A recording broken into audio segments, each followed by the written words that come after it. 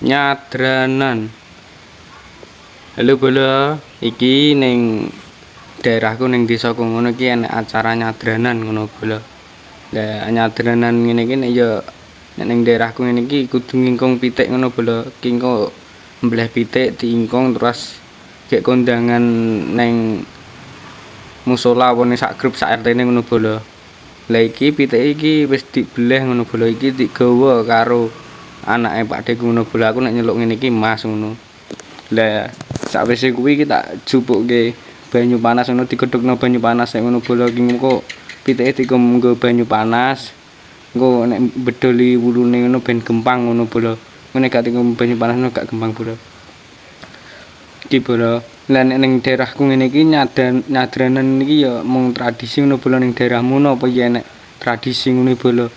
Nek ning kene ya tradisine ngono ya mbleh pitik diingkong ngono bola engko terusan kondangan slametan ngono bola.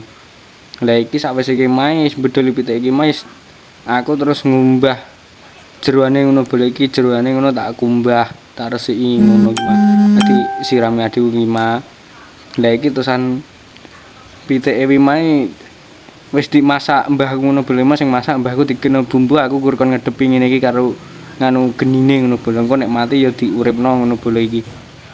Lah ditinggal mbahku lunga ngono terusan bola iki mas sing anu ya mbahku lah aku terusan iki masak jeroane iki mah nek jeroane iki mas sing masak aku bola tapi bumbune mau sing gekno wis mbahku ngono bola.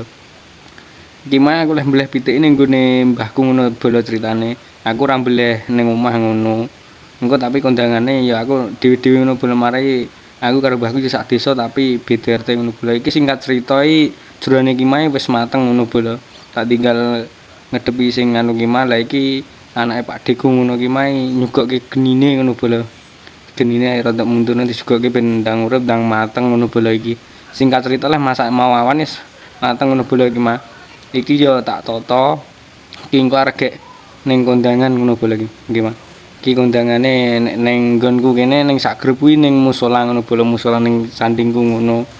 Iki terusan yo karo nganggo godhong jati ngono barang bola engko yo nganu mau enek kelupan enek endok barang iki singkat cerita aku gak melu kondangan ki mah aku lunga ngono enek acara bola sing kondangan bapakku ki mah bola ki mulih malah nggawa akeh bola ki mah ki bola iwake ki mah ya disigar ngono bola iki nek acaranya dengan iki Pak ya disigar ya didem dibalekke ya wis bola iki aku tak maam sik ingkong leh kenyadranan ngono mau bola matur suwun bola.